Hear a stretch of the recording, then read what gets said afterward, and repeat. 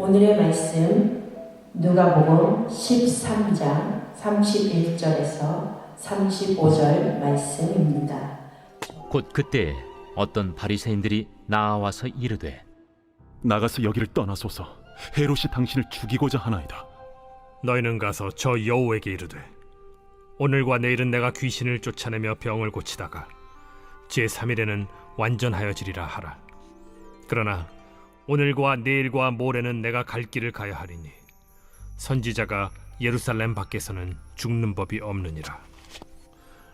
예루살렘아, 예루살렘아, 선지자들을 죽이고 내게 파송된 자들을 돌로 치는 자여, 암탉이 제 새끼를 날개 아래 모음같이 내가 너희의 자녀를 모려한 일이 몇 번이냐. 그러나 너희가 원하지 아니하였도다. 보라, 너희 집이 황폐하여 버림받으리라. 내가 너희에게 이르노니 너희가 주의 이름으로 오시는 이를 찬송하리로다 할 때까지는 나를 보지 못하리라. 예수께서 하나님 나라에 대해서 계속해서 말씀하고 계신 그때에 어떤 바리새인이 예수님께 헤롯이 예수님을 죽이려고 찾고 있으니 그곳을 떠나라고 전합니다. 당시 유대사회에서 존경받는 종교 지도자였던 바리새인들은 자신들에게 걸림돌이 되는 예수님을 매우 싫어했던 것이죠. 따라서 바리새인들은 눈에 까신 예수님께 떠나라고 한 것입니다. 바리새인들의 말에 예수님은 이렇게 말씀하십니다. 32절 이르시되 너희는 가서 저 여호에게 이르되 오늘과 내일은 내가 귀신을 쫓아내며 병을 고치다가 제3일에는 완전하여지리라 하라. 33절에 그러나 오늘과 내일과 모레는 내가 갈 길을 가야 하리니 선지자가 예루살렘 밖에서는 죽는 법이 없느니라. 아멘. 예수님이 32절에서 헤롯을 여우라고 표현하시는데요. 여우의 특성은 약한 동물에게는 강하고 또 강한 동물에게는 약하다고 합니다. 그래서 헤롯이 바로 이러한 자였던 것이죠. 예수님은 그러한 교활한 헤롯에게 당신의 남은 사명을 감당하실 것을 전하라고 말씀하십니다. 헤롯은 어떤 자였습니까? 동생 빌립의 아내 헤로디아를 빼앗았고 또 세례 요한을 목베어 죽였을 뿐만 아니라 이 바리새인들을 이용하여서 예수님을 인기를 받고 있는 예수님을 자신의 통치 구역에서 떠나게 하여서 이 모든 재반되어지는 문제들을 이 바리새인들에게 떠넘기려고 하는 자였던 것입니다. 이러한 상황에서 예수님은 저 여우 헤롯이 예수님의 메시아 사역을 방해한다 할지라도 예수님은 고난을 받으시기 위하여 기꺼이 예루살렘에 들어가실 것이다. 그리고 십자가에서 죽으신 후 3일 만에 부활하셔서 이 메시아 사역을 완성할 것이다 말씀하시고 계십니다.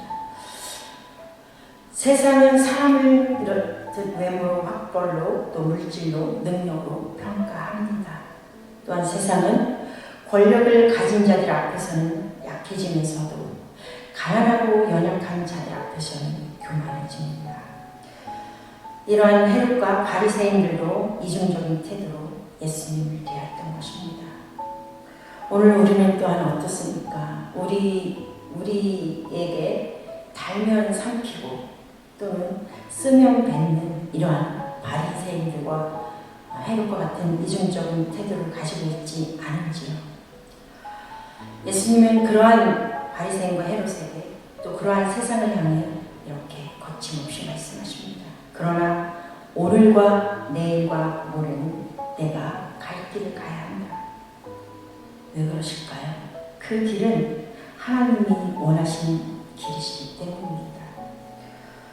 예수님을 박해하던 바울이 예수님을 만난 후에 복음을 전하던 중에 바울은 아가보라는 선지자를 통해서 예루살렘에서 유대인들이 그를 잡아서 로마에 넘길 것이다. 성령님이 저에게 말씀하셨습니다. 그러니 예루살렘에 들어가지 마십시오. 그래서 바울은 어떤 반응을 보입니까? 바울은 나는 주 예수의 이름을 위하여 결박당할 뿐 아니라 예루살렘에서 죽을 것도 각오했다고 말하면서 끝까지 그 그 죽음의 길을 걸어갔습니다. 바울 자신이 죄인 중에 괴수였고 박해자였고 폭행자였습니다.